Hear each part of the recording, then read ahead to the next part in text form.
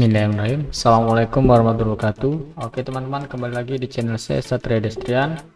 Di video kali ini saya mau review satu panel ya teman-teman. Jadi buat teman-teman yang biasa konfigurasi server atau yang memang membutuhkan server untuk pembuatan website ataupun penyimpanan data. Jadi di video ini saya akan mereview satu panel yang saya bilang gratis ya.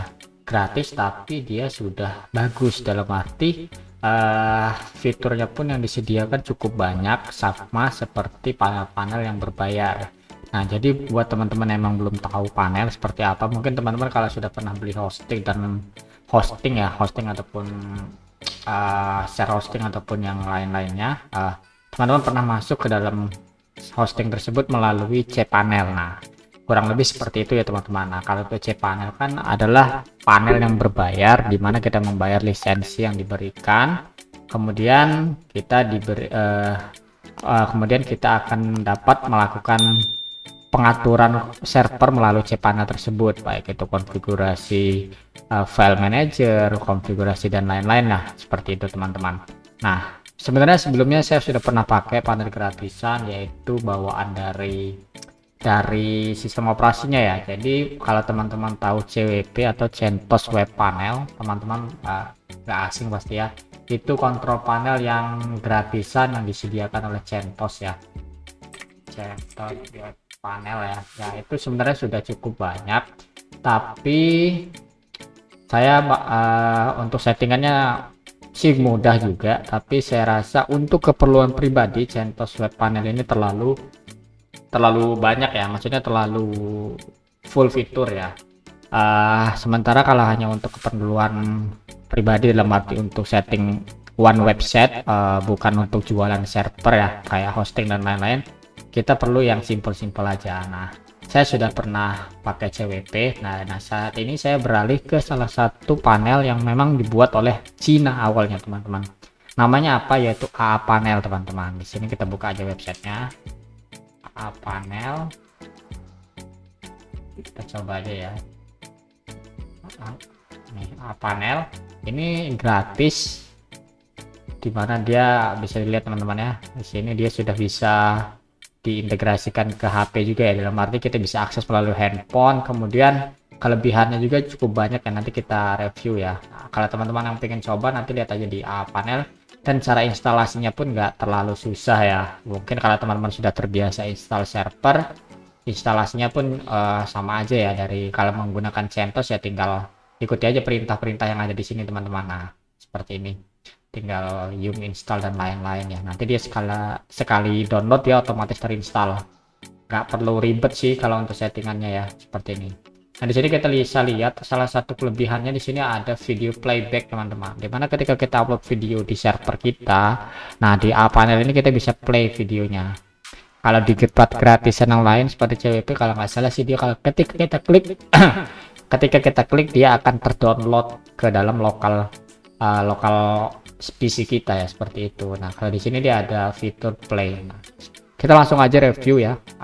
Saya sudah install terlebih dahulu di panel yang saya miliki, di server yang saya miliki. Nah di mana di sini ada beberapa menu teman-teman, ada home, website, FTP, database, monitor, security, sampai di bagian logout.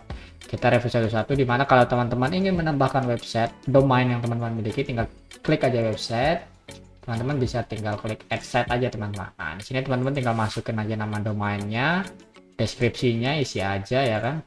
Kemudian di sini kalau mau dibuat FTP, kalau memang teman-teman ingin mengakses melalui FileZilla, bisa teman-teman buat usernya. Kemudian di sini PHP juga kita bisa pilih ya, dari 56, 74 dan lain-lain. Nah setelah selesai teman-teman bisa pilih juga di sini ada pilihan SSL. Nah di sini kelebihannya dia memberikan fasilitas SSL gratis teman-teman, tapi dia hanya 3 bulan. Jadi 89 hari kalau nggak salah ya, 90 hari ya, 3 bulan yang bisa teman-teman manfaatkan untuk secure-nya di halaman website teman-teman. Setelah selesai nanti teman-teman akan berhasil seperti yang sudah saya buat ini teman-teman. Nah di sini bisa lihat ya, di SSL ada expire selama 87 hari lagi. Saya baru buat di 3 hari yang lalu. Nah teman-teman di sini juga kalau mengkonfigurasi nggak capek-capek coding ya, maksudnya nggak capek pakai sintak ya, biasa kan di terminal gini ya. Nah panggil apt get segala macam di sini ya. Nah, di sini sebenarnya di website ini sudah menyediakan GUI-nya ya. Jadi graphic user interface-nya tinggal teman-teman klik aja. Nah, di sini settingan yang teman-teman inginkan apa? Di sini tinggal pilih aja nih seperti subdirectory bindingnya mau seperti apa, tinggal ditambah terus set direktorinya ya kan mau di mana. Kalau kita akses melalui SSH kan paling kita akses melalui perintah-perintah sintak Linux ya seperti itu. Kemudian di sini ada limit akses juga. Untuk URL rewrite juga bisa dibuat ya, tinggal teman-teman kalau menggunakan WordPress ingin mengcreate HTTP akses juga udah terbuat otomatis di sini. Kemudian untuk SSL juga bisa teman-teman lihat di sini ada private key-nya. Kalau mau ganti PHP juga tinggal di switch aja nih, tinggal diganti aja. Kemudian yang lainnya juga bisa teman-teman cek sendiri ya. Di sini banyak sekali traffic control segala macam. Nah, di sini bisa kelihatan. Nah, teman-teman juga tinggal tambahkan aja port-port yang ingin ditambahkan di sini. Nah, kemudian kita akan review lagi di bagian ini teman-teman. Di monitor ini saya rasa sih udah bagus ya tampilannya. Kita bisa monitoring ya dari traffic yang kita miliki seperti apa. Nah, ini kan kelihatan dia di sini. Memorinya terpakai berapa, CPU-nya terpakai berapa, harddisknya berapa, dan jaringannya berapa, bandwidthnya ya seperti itu udah kelihatan di sini teman-teman. Kita bisa cek aja di sini. Nah, jadi kalau memang teman-teman butuh panel ini gratisan cukup banyak sih fiturnya untuk panel teman-teman.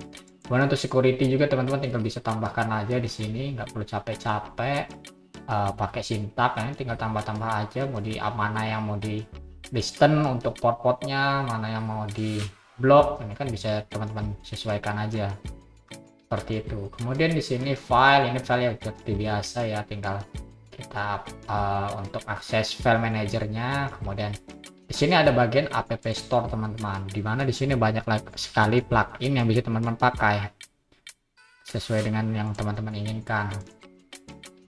Nah, ini kan ada PHP dan lain-lain ya, tinggal sesuaikan aja. Nah, di sini saya sudah coba satu plugin yang bermanfaat, dimana teman-teman kalau pingin membackup server itu pakai cron job. Jadi cron job itu fungsi perintah untuk melakukan jadwal ya, melaksanakan jadwal apa yang harus kita lakukan di server seperti backup database, backup directory dan lain-lain. Nah, ini di sini teman-teman bisa lakukan secara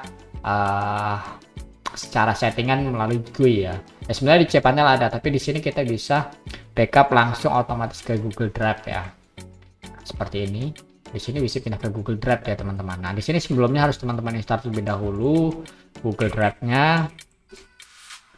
Nah, nanti kalau sudah selesai terinstall, nah seperti ini teman-teman, ketika di cronjob tinggal buat aja perintahnya. Nah, di sini ada perintahnya mau apa.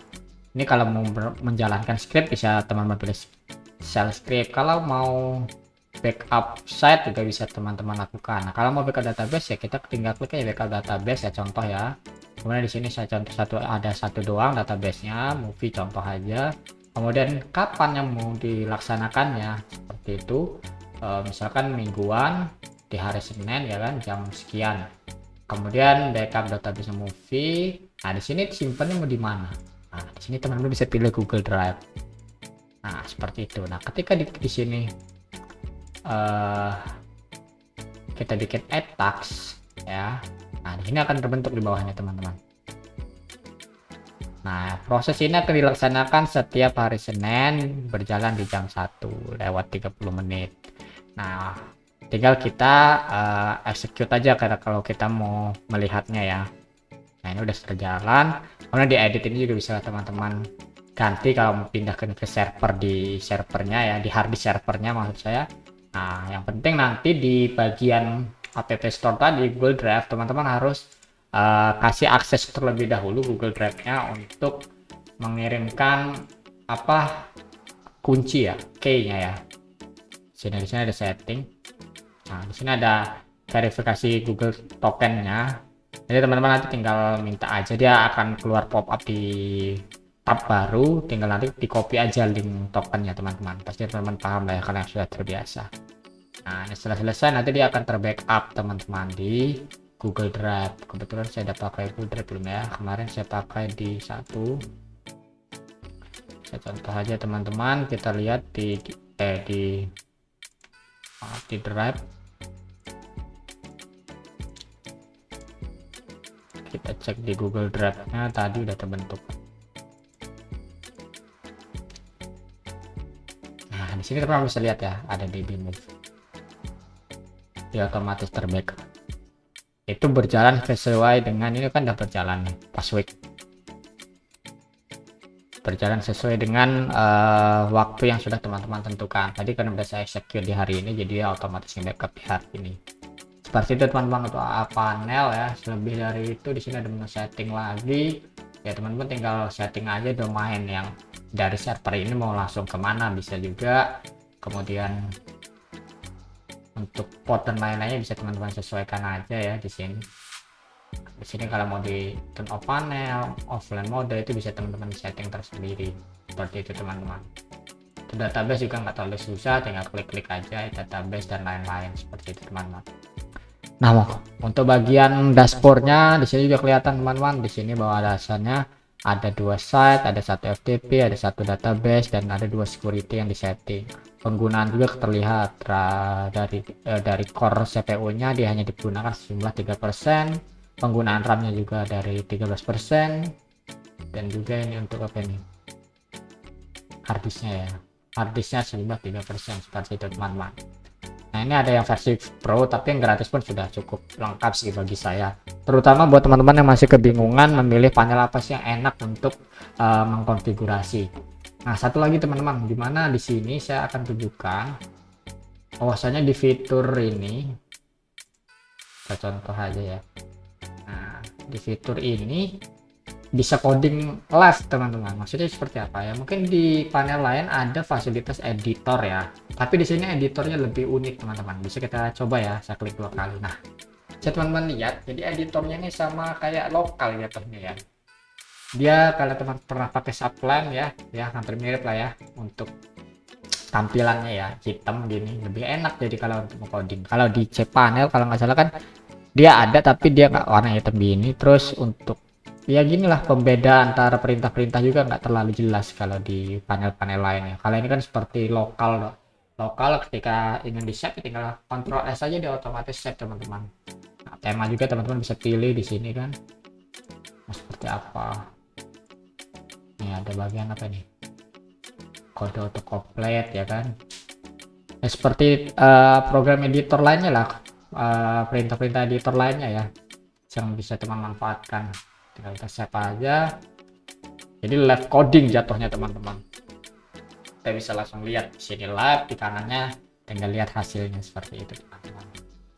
Nah, ini salah satu kelebihan juga dari AA panel ya teman-teman, AA panel Linux ya seperti itu. Kemudian apa lagi ya, saya rasa sih cukup itu aja sih ya untuk kelebihan yang diberikan oleh AA panel. Ini cocok untuk personal ya teman-teman. Kalau untuk bisnis kurang cocok. Kenapa? Karena emang kalau untuk bisnis lebih banyak lagi konfigurasinya dan ini tidak menyediakan. Kalau untuk bisnis ya teman-teman harus pakai WHM ataupun CWP yang Pro ya teman-teman, seperti itu. Tapi kalau hanya sekedar untuk personal ya teman-teman dah bisa sih pakai AA panel ini.